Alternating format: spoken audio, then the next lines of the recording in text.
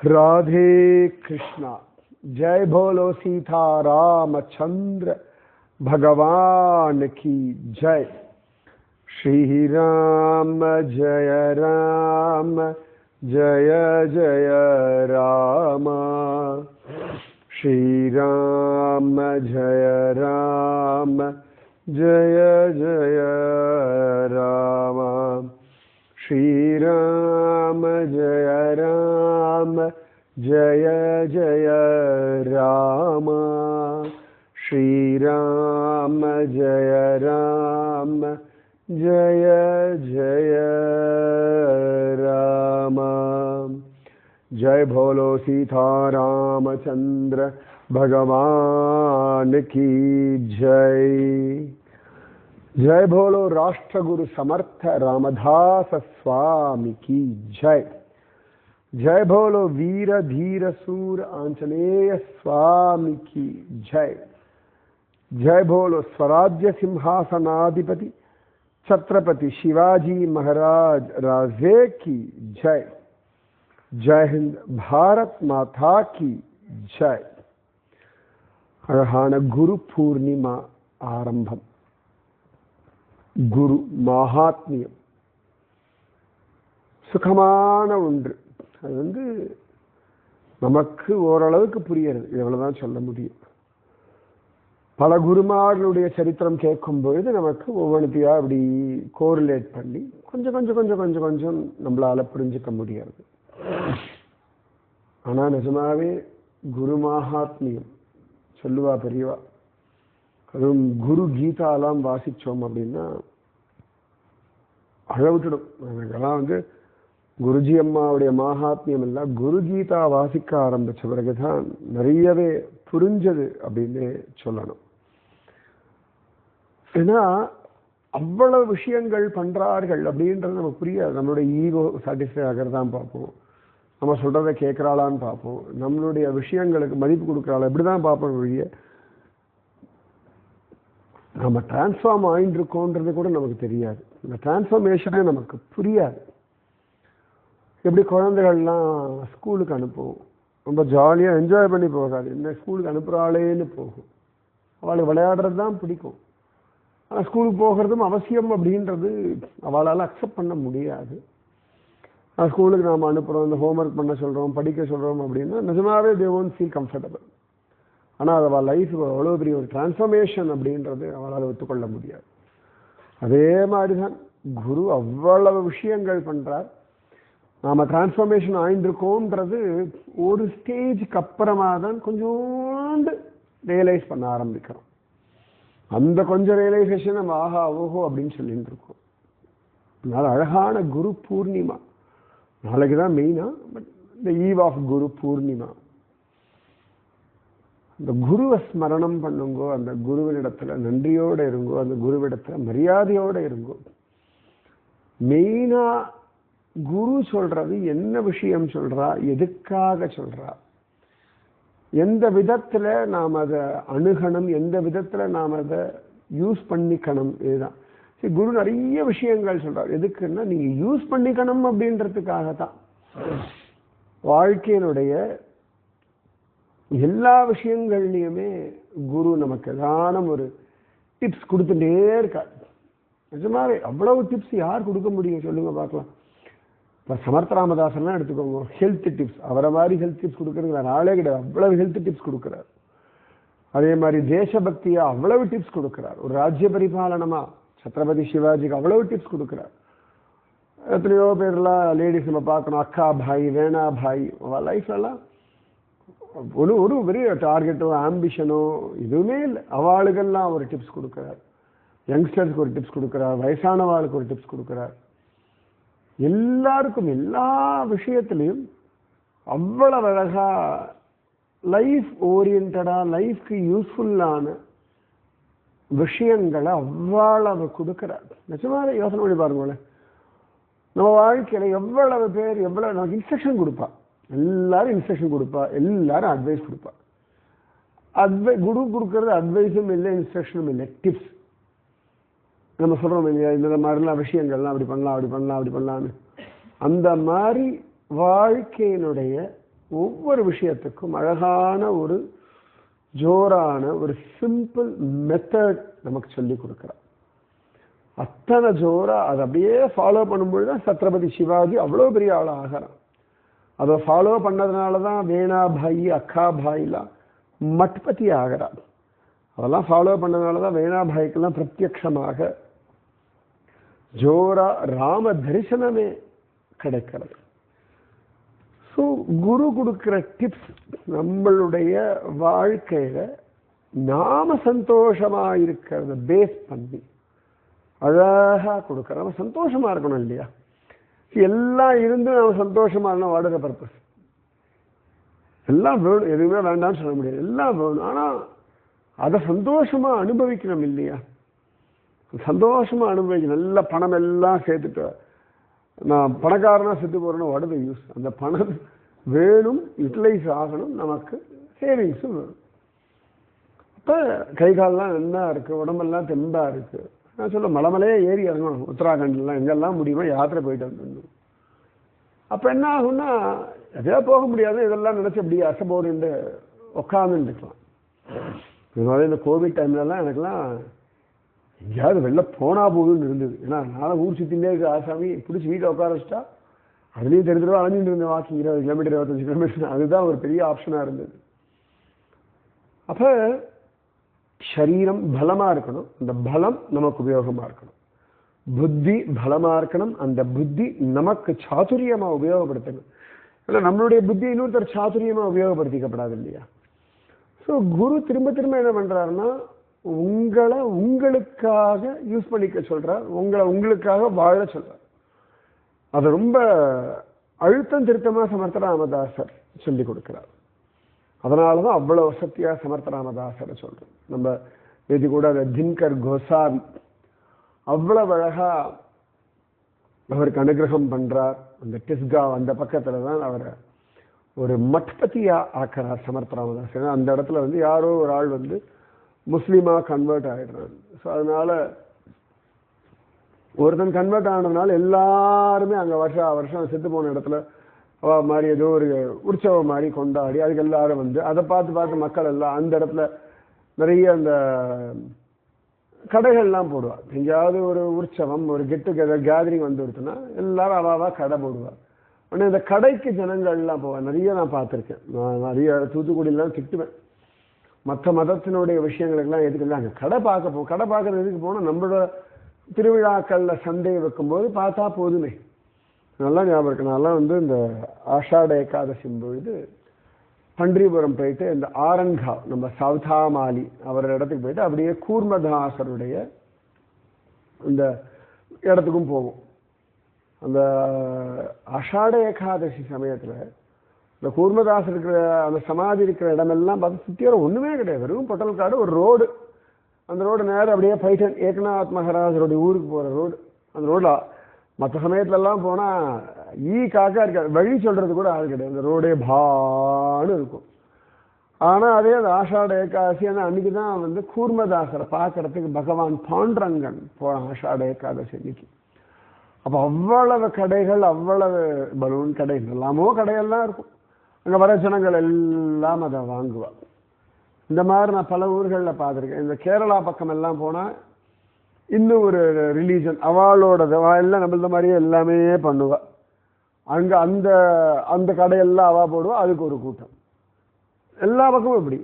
அப்போ என்ன ஆகும்னா இது தெரியாமலேயே நம்ம ஜனங்கள் கன்வெர்ட் ஆகிட்டுருப்பா. அந்த கன்வெர்ட் ஆகிட்டே இருக்கும்பொழுது அவளுக்கு தெரியாது இதெல்லாம் நடந்துட்டுருக்குன்னு கூட அவளுக்கு தெரியவே தெரியாது. ஸோ பல விஷயங்கள் பார்த்தோம் அப்படின்னா நமக்கு இப்படி இல்லாமல் தான் கன்வர்ஷன் இப்படி தொடர்ந்து இப்படி நடந்துகிட்டே இருக்கும். அப்போ திஸ்காவுக்கு ஒரு மட்டத்தை ஸ்தாபிதம் பண்ணி அங்கே ஒரு ஆஞ்சநேயர் சன்னதி மாதிரி உண்டாக்கி அதில் இந்த தின்கர் கோசாவியை தான் மட்பதியா சமர்த்த ராமதாசரை ஸ்தாபிதம் பண்ணி அங்கே வரவாளுக்கெல்லாம் நம்பிக்கையை கொடு, இந்த பக்கம் வர ஜனங்களுக்கெல்லாம் இந்த ஸ்ரீராம ஜெயராம உபதேசம் பண்ணு எல்லாம் சொல்லி அங்கேயே கூட இருந்து வழிகாட்டுறார். அப்போ முக்கியமாக சமர்த்த ராமதாசர் பேச்சுலர், அவருக்கு ஒன்றும் கல்யாணம்லாம் கிடையாது. ஆனா அவர் தன்னுடைய சிஷ்யர்கள் குடும்பத்தில் இருக்கிறவாளெல்லாம் நீ குடும்பத்துல இருக்கா, குடும்பத்தை ஒழுங்கா பார்த்துக்கணும், ஆரோக்கியத்தை நன்னா வச்சுக்கணும், பிள்ளை குட்டிகளை பார்த்துக்கணும், ஒழுங்கா சம்பாதிக்கணும், சேவிங்ஸ் பண்ண எல்லாமே ப்ராப்பரா பண்ண சொல்வார். தினகர் கோசாவிக்கு ஒன்றும் பெரிய குடும்ப வாழ்க்கை பெரிய ஈடுபாடு கிடையாது. ஆனா சமர்த்த ராமதாசன் நீ அப்படி இருக்க முடியாது, நீ ஒழுங்கா இருந்தாகணும். இப்ப நீ மட்பதியா ஆயிட்டாய், உன்னை பார்த்து பல ஜனங்களுக்கு அந்த ருச்சியும் பக்தியும் ஸ்ரத்தையும் வரணும்னா நீ குடும்பத்தை மெயின்டைன் பண்ணாதான் நடக்கும். நீ குடும்பத்தை விட்டுட்டு ஒழுங்கா இல்லைன்னா மற்றவாழம் இருக்க மாட்டான்னு சொல்லி தினகர் கோசாவிய குடும்பத்தை அப்பா அவருடைய அம்மா மனைவி எல்லாம் ஏற்கனவே இந்த ஆளுக்கு ஒன்றுத்துலையும் ருச்சி கிடையாது, இவர் வேற வந்து விட்டார், இவர் இன்னும் கெடுத்துதான் பார்த்தா அதுக்கப்புறமா தான் தினகர் கோசாவிக்கு வந்து ஃபேமிலி லைஃப்ல ஒரு இன்ட்ரெஸ்டும் அதுல ஒரு ஸ்ரத்தை அது வரைக்கும் இருந்துட்டு இருந்தா. பட் ஸ்ரத்தையோடு இருக்கணும் இல்லையா? எந்த ஒரு விஷயம் பண்ணாலும் அது ஃபேமிலி லைஃபோ பேச்சுலர் லைஃபோ சன்னியாசி லைஃபோ என்னவா வேணா இருக்கட்டும், பி சின்சியர். உங்க லைஃப் நீ என்ன பொசிஷன்ல எந்த ஸ்டேட்டஸ்ல எந்த இடத்துல ஒரு வாழ்க்கை நடக்கிறதோ அந்த இடத்துல ஒரு ஸ்ரத்தையோட இருந்தாதான் வாழ்க்கை ருச்சியா இருக்கும். இமயமலையெல்லாம் பார்ப்பேன், ஏதோ கிராமத்துல ஒரு 10-15 வீடு இருக்கும், ஆனா அவ அந்த மலை மேலதான் இருப்பா. அவ இங்க சரியா சொல்லணும்னா கங்கை கல்ல இருப்பா, ஆனா அவளுக்கும் கங்கைக்கு சம்பந்தமே இருக்காது, எங்கேயோ வசரத்தை இருப்பா. மற்றவா கூட கங்கையை அப்பப்போ பார்த்துருவோம், அவள்லாம் கங்கையை பாப்பாவே வெளியே கங்கையை தொடறதுக்கும் ஒன்றும் கிடையாது. ஆனா அந்த மலை மேல அவ பாட்டுக்கு இந்த படிக்கட்டு விவசாயம் ஸ்டெப் ஃபார்மிங் பண்ணிட்டு அந்த இடத்துல விளைய வச்சுட்டு அதுல ஸ்ரத்தையோடு இருக்கிறதுனாலதான் அவளுக்கு அந்த இமயமலையில சௌக்கியமா இருக்க முடியும். இன்னைக்கு நேபாளிஸ் எல்லாம் நிறைய பேர் வந்து இந்த மவுண்டன் கிளைம்பர்ஸா இருப்பா. பேர் ஒன்று உண்டு, எனக்கு பேர் மறந்து போயிடுத்து, அது ஒரு வார்த்தை உண்டு, கண்டுபிடிச்சு சொல்லுங்க பார்க்கலாம். அவள்லாம் பார்த்தா நித்தியம் அவள் வந்து அவன் இமயமலை அவ்வளவு ஸ்ரத்தையோட பார்த்துப்பா. இமயமலையை ஸ்ரத்தையோட நமஸ்காரம் பண்ணுவோம், இமயமலையில ஏறுவா. பரவாயில்ல எல்லாம் அந்த மேலே அழிச்சுட்டு போயிட்டு அவளோட ட்ரெக்கிங் பண்ணிட்டு வர்றது அவளோட வேலையே, இதுதான் அவளுக்கு வேலையே. அந்த மாதிரி அந்த ஸ்ரத்தை இருந்தால் தான் அந்த இடத்துல ஜீவிக்க முடியும். எல்லாத்துலேயுமே ஸ்ரத்த ரொம்ப அவசியம். நான் தான் சொல்லுவேன், மரம் செடி கொடிகள் போல ஸ்ரத்தையோடு இருக்கணும். ஏன்னா தொட்டியில வச்சாலும் ஸ்ரத்தையோட வளர்றது, தெருவில் வச்சாலும் ஸ்ரத்தையோட வளரும். அது பெரிய பெரிய அப்பார்ட்மெண்ட்ஸ் எல்லாம் பார்த்தா முக்கால்வாசி ரீசைக்கிள்டு தண்ணி தான் விடுவோம் நம்ம மரம் செடி கொடிகளுக்கெல்லாம். நிறைய பார்க் எல்லாம் பார்க்கணும், அந்த அரப் கண்ட்ரீஸில் பார்த்துருக்கேன். நிறைய இடங்கள் பச்சை பசையாலும் இருக்கும் அந்த டெசர்ட்ல, எப்படினா எல்லாம் ரீசைக்கிள்டு வாட்டர் தான். அதில் கூட அது ரொம்ப சின்சியராக வளர்ந்து பூத்து காய்ச்சி பழுத்து எல்லாம் பண்ணும். ஸோ எனக்கு இதெல்லாம் கொடுக்குறானேன்னு டல் அடிக்காது. என் தர்மம் இது, நான் நன்னா வளருவேன், நான் ஹாப்பியாக இருப்பேன், நான் என்ஜாய் பண்ணுவேன் அப்படின்னு சொல்லிட்டு அழகா ஸ்ரத்தையோட அந்த மரம் செடி கொடிகள்லாம் இருக்கும். ஸோ அப்போ அந்த மரம் செடி கொடிகள்லாம் ஸ்ரத்தையோடு இருக்கிறா போல வாழ்ந்துத்தான் ஆகணும். இந்த தினகர் கோசாவி அவ்வளவு அழகா ஸ்ரத்தையோட வாழறதுக்கு சொல்லி கொடுக்க அவரும் ரொம்ப சந்தோஷமா வாழ, அவளோட அம்மா மனைவி எல்லாருக்குமே ஒரு பெரிய மாற்றம். அவ்வளவு நாள் கூட அவ்வளவு தூரம் அவர் ஸ்ரத்தையோடு இருந்ததில்லை, இப்போ அவ்வளவு ஸ்ரத்தையோடு இருக்கார். சமர்த்த ராமதாசர் அழகா ட்ரெயின் பண்ணிட்டு அப்புறம் அங்கிருந்து கிளம்பி போயிட்டார். சமர்த்த ராமதாசர் நிறைய சிஷ்யர்கள் உண்டு. யார் யார் எப்படி இருந்தா அவளால் லோகத்துக்கு பிரயோஜனமோ, ஒவ்வொன்றுத்துக்கும் லோகத்துல எல்லாருக்குமே உலகத்துக்கு ஒரு பெனிஃபிட் வேணும். இல்லை, ஒரு மரம் நடுறோம்னா அதனால ஒரு பெனிஃபிட் வேணும், ஒரு செடி கொடினா அது ஒரு பெனிஃபிட் வேணும், சூரியோதயம்னா அது ஒரு பெனிஃபிட் இருக்கத்தானே செய்யும். அல்லது ஒரு ஹீட் எனர்ஜி வர்றது, லைட் எனர்ஜி வர்றது, எல்லாத்தையும் எனர்ஜி உண்டு. ஸோ அந்த எனர்ஜி யூஸ் பண்ணணும் இல்லையா, அந்த மாதிரி தானே வாழணும். ஸோ நம்மளை அழகா ஒரு கல்டிவேட் பண்றார்கள் குருமார்கள். சமர்த்த ராமதாசருக்கு அழகா ஒரு சிஷ்யர் இருந்தார், ராமராவ் மோஹிதே அப்படின்னு சொல்லிட்டு. அவர் ரொம்ப சின்சியர். அவர் வந்து சிவாஜி ராஜாவுடைய அந்த போர் படை தளபதிகள்ல அவரும் ஒருத்தராக இருந்தார். அவருடைய பட்டாலியன் ஃபோர்ஸஸ்ல இவரும் ஒரு மெயின் மேன். ரொம்ப ஸ்ரத்த, சமர்த்த ராமதாசர் இடத்துல உபதேசம் வாங்கின்றவர். எப்பொழுதும் ஸ்ரீராம ஜெயராம ஜெய ஜெயராமன்னு ஜபிச்சுட்டே இருப்பார். தினகர் கோஸ்வாமி கதை அதோட அந்த அந்த இன்சிடென்ட் அதோட முடிஞ்சாச்சு. இது இன்னொருத்தரோட ராமராவ் அவரோட ரொம்ப ஸ்ரத்த. எப்பொழுதுமே சமர்த்த ராமதாசர் சொல்லுவார், எங்கேயாவது யாராவது மகாத்மாக்களை நிந்தனை பண்றா அப்படின்னா ஒன்று அந்த இடத்துல இருக்காது, கிளம்பி போயிடு. இல்லையா அவளுக்கு தேவையான தண்டனையை கொடு, அவளை அடக்கு, சும்மா கேட்டு உட்காராது. அதனால அங்கே அவளால் ஒன்றும் பண்ண முடியாது ஒன்னாலே அப்படின்னா just go away from that place. அந்த அவதாரத்தை கேட்காது என்றார். அவர் தலையை அங்கே அறுப்பதே கருமம் கண்டாய் அப்படின்னு தொண்டடிப்படியார் ரொம்ப சாத்வீகமான ஒரு ஆழ்வார். அவரே சொல்லுவார், யாராவது ஒன்று பார்த்தா தப்பா பேசுறானா எனக்கு மற்ற குறிப்பென கடையுமாக தலையை அங்கே அறுப்பதே கருமம் கண்டாய். தப்பா பேசுற தலையை முதல்ல சீவிட்டு தான் மறுவேலை பார்க்கணும் அப்படின்வார். ஒன்று அந்த இடத்துல அவளை அடக்கணும், இல்லையா அந்த இடத்துல நகர்ந்தணும். 2 ஆப்ஷன் தான். அங்கே உட்காந்துட்டு கேட்டுட்டு இருக்கக்கூடாது. சமர்த்த ராமதாசர் எப்பொழுதுமே சொல்லுவார். அப்போ ஒரு தடவை இந்த ராமராம் மோகிட்டு இந்த மாலைய பட்சம் அந்த மாதிரி சமயத்தில் ஒரு இடத்துக்கு போகிறார். அந்த பூஜை எல்லாம் முடிஞ்சாச்சு, பித்ரு தர்ப்பண விஷயம் எல்லாம் முடிஞ்சாச்சு, சாப்பிட்டு இருக்கார். அந்த மாதிரி இடத்துக்கு போகிறதுனால அவர் எப்பொழுதுமே இந்த வாள் வில்லு இதெல்லாம் எடுத்துட்டு போகல. சாதாரணமாக போய் அங்கே அந்த பூஜை எல்லாம் முடிச்சுட்டு சிம்பிளாக ஒரு நார்மலாக போயிட்டு வந்திருக்கார். அப்போ அங்கே இருக்கிற சில பேர்லாம் ஏதோ எல்லாம் பேசிட்டு இருக்கா. சம்மந்தமே போனாலும் மனுஷாதான் பேசுவாள். யார் யாரை பற்றியோ பேசுகிறா, தப்பு தப்பாக பேசுகிறா. கூடவே சமர்த்த ராமதாசரை பற்றியும் தப்பாக பேசிட்டா. இவருக்கு ரொம்ப வருத்தானா. அப்போ கையில் அவர் தல்வார் இல்லை, அதில் பித்ருபக்ஷ விஷயங்கள். அப்போ அதுதான் பிராதானியம். அமைதியாக இருந்துவிட்டார். பூஜை எல்லாம் முடிஞ்சாச்சு, சாப்பிட்டு இருக்கார். எல்லாம் காதில் விழுறது. ஆனால் அவருக்கு அதை அக்செப்ட் பண்ண முடியலை. அப்போ சண்டையும் போட முடியல. ரொம்ப வருத்தப்பட்டு அது அலையெல்லாம் முடிச்சுட்டு கிளம்பிடுறார். ஆனால் அதுக்கப்புறமா அவளுக்கு ஒரு விஷயத்தை அனுப்புகிறார். நீங்கள் அன்றைக்கி அவ்வளோ பேசியாச்சு, இந்த இடத்துக்கு வாங்கும், சண்டை போடுவோம்.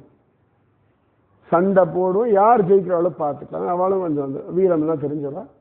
அன்றைக்கே தலையெல்லாம் சீவிருக்கணும். ஆனால் பித்ருபக்ஷத்தில் வந்ததுனால நான் ஒன்றும் பண்ணலை. என்ன தெரியும் உங்களுக்கெல்லாம் குருமார்களை பற்றி, மகாத்மாக்களை பற்றின்னு. அவளும் பார்த்துருவோம், அதுக்கு என்ன சண்டை தானே போட்டுருவோம் அப்படின்னு சொல்லிட்டு முடிவாயிடுச்சு. எந்த நாள், எந்த இடம், என்ன பிளேஸ் எல்லாம் முடிவாயிடுச்சு. இவர் ராமராவ் மோகித்தை கிளம்புறார். தன் குதிரையில் எப்போதும் சமர்த்த ராமதாசரை தியானம் பண்ணிட்டு அவர் கொடுத்த ஸ்ரீராம ஜெயராம ஜெய ஜெயராம ஜபிச்சுண்டு ரொம்ப அந்த ஆக்ரோஷத்தோட சண்டை போட போயிருக்கார். எந்த இடத்துக்கு இந்த சண்டை போடுறதுக்கு அவளெல்லாம் வர சொல்லியிருக்காரோ அந்த இடத்துக்கு இவர் போய் ரீச் ஆகிறார். கரெக்டாக அங்கே சமர்த்த ராமதாசர் தானாக வந்துட்டார். வந்தோடனே எனக்கு ரொம்ப சந்தோஷம். இந்த மாதிரி தப்பா பேசினவா தலையெல்லாம் நான் சீவ போகிறேன், என் குருநாதர் வந்து பார்க்க போகிறேன் அப்படின்னு அவருக்கு ஒரே சந்தோஷம். ஏன்னா சமர்த்த ராமதாசர் எப்பொழுதுமே சொல்லுவார் இந்த விஷயங்கள்லாம். ஸோ என் குருநாதர் முன்னாடி தனியாக நடக்க போகிறது அப்படின்னு அவருக்கு ஒரு சந்தோஷம். ஏன்னா இவரை பத்தானே தப்பா பேசினா அப்போ இவர் எதிர்க்கே அவளுக்கு தண்டனை கொடுக்கணும். நல்ல பெரிய வேரியர் இவர்.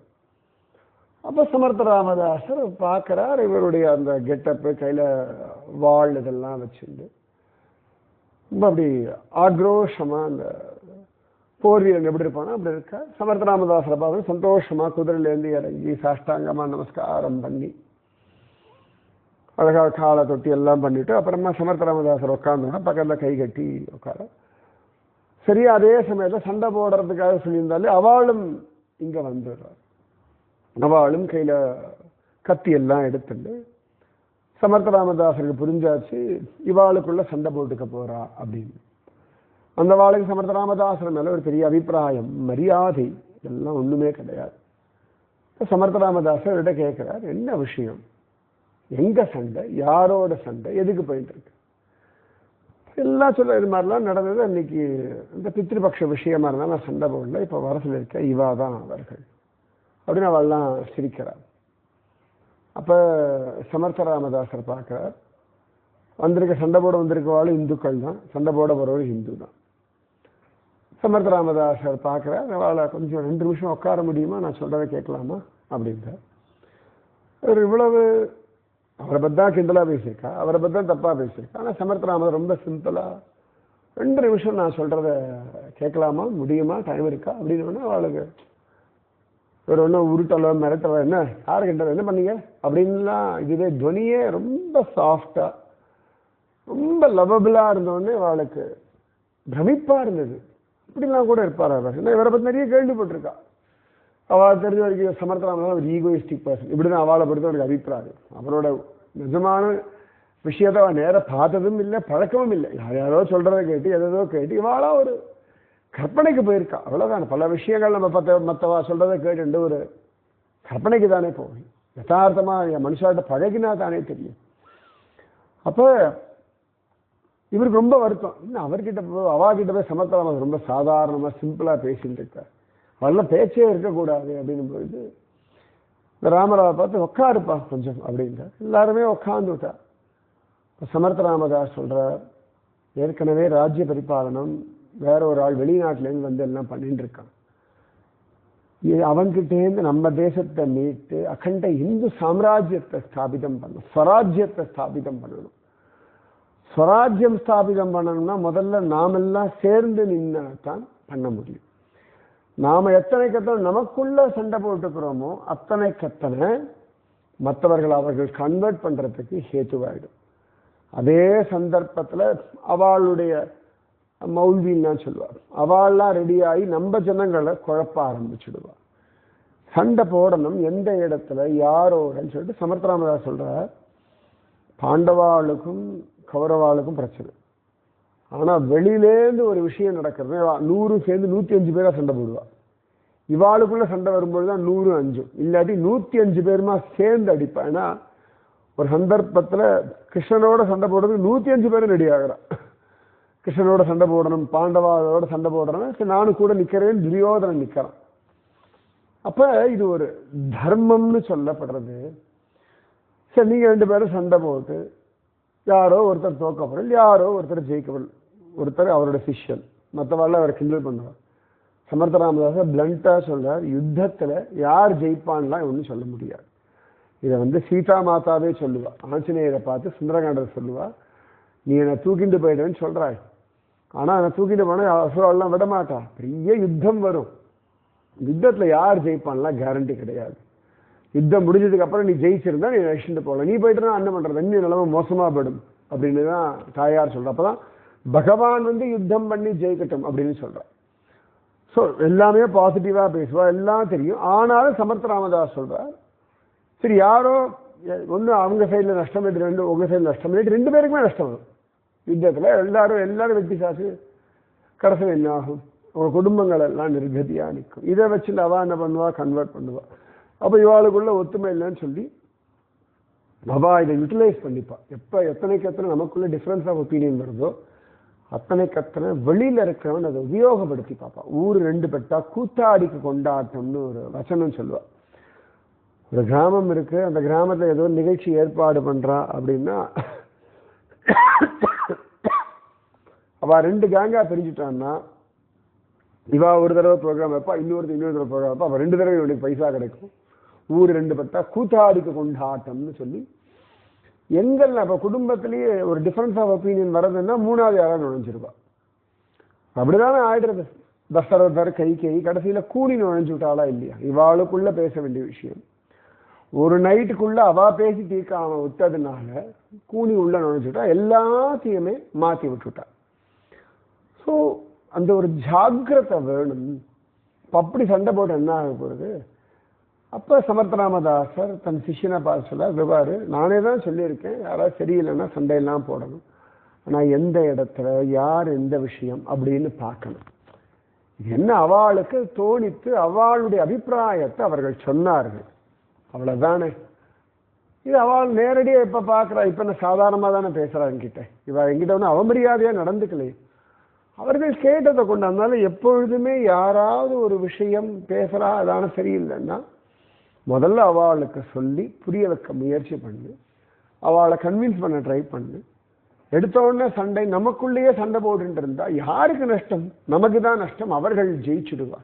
அப்படி எப்படி சண்டை போட்டுதானே இன்னைக்கு இவ்வளவு பெருசா அவ ராஜ்யத்தை கொண்டு வந்து விட்டா. நம்ம ராஜ்யத்தை ஸ்தாபிதம் பண்றது நம்ம அவ்வளவு பிரயத்தனப்பட வேண்டியிருக்கு.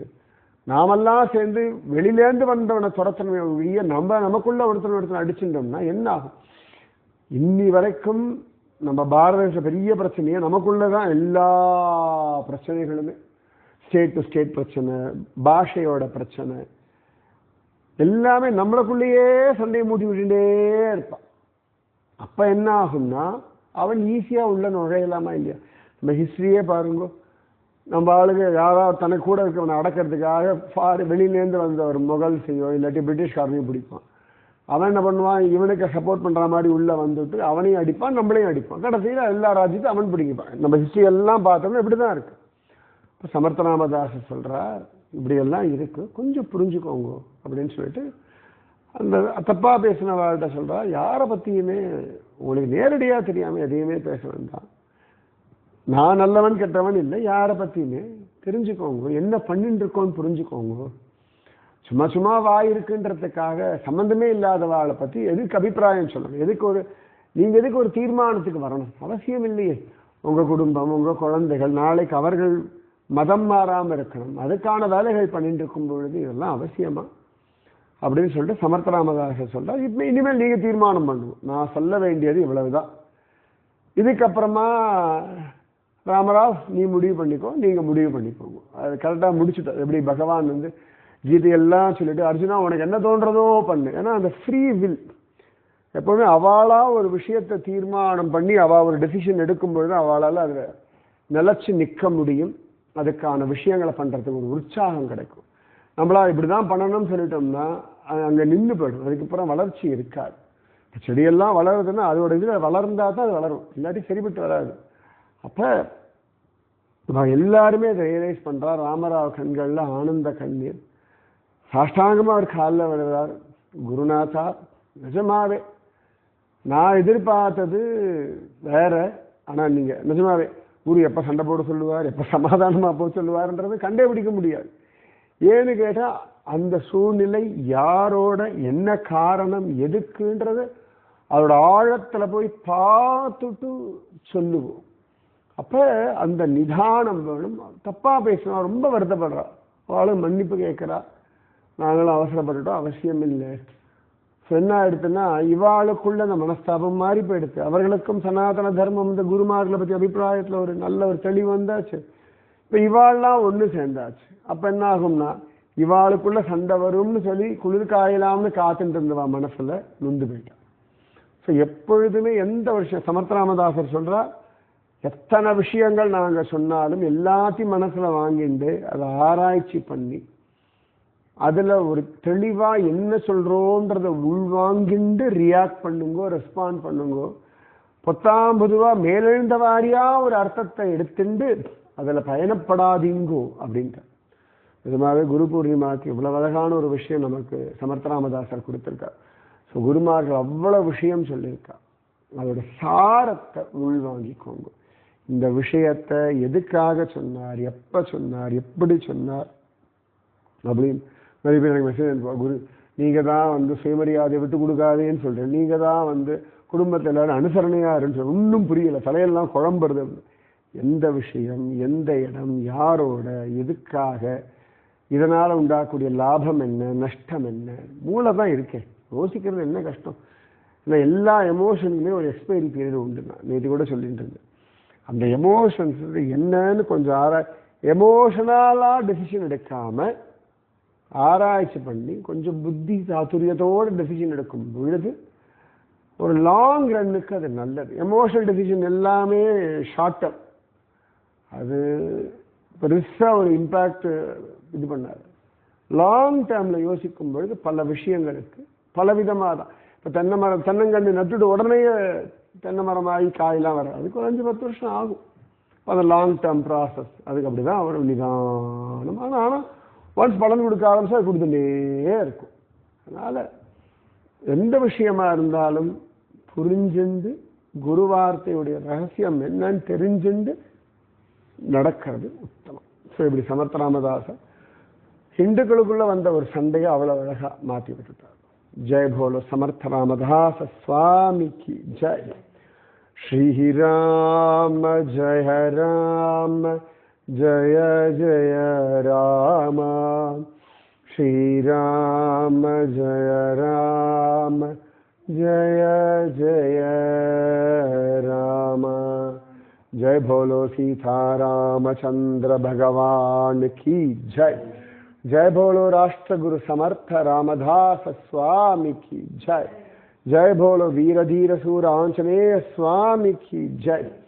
जय बोलो स्वराज्य सिंहासनाधिपति छत्रपति शिवाजी महाराज राजे की जय. இன்னைக்குதான் பானுதாசருடைய புண்ணியதிதி. ஏகநாதருடைய மூதாதையர் பானுதாசரால தான் பாண்டுரங்கன் திரும்பவும் ஹம்பியிலிருந்து பண்டரிபுரம் வந்தான். அப்பேற்பட்டவர் பானுதாசர். அவருடைய சமாதி பண்டரிபுரம் கோவிலுக்குள்ளேயே இருக்குன்னு சொல்றார். நான் பார்த்தது இல்லை, பார்க்கணும். அது பாண்டுரங்கனுடைய அனுகிரகத்தினால எல்லாரும் சௌக்கியமா ஜம்முன்னு இருப்போம். ராதே கிருஷ்ணா, ராதே கிருஷ்ணா. ஜெய் ஹிந்த். பாரத் மாதா கி ஜெய்.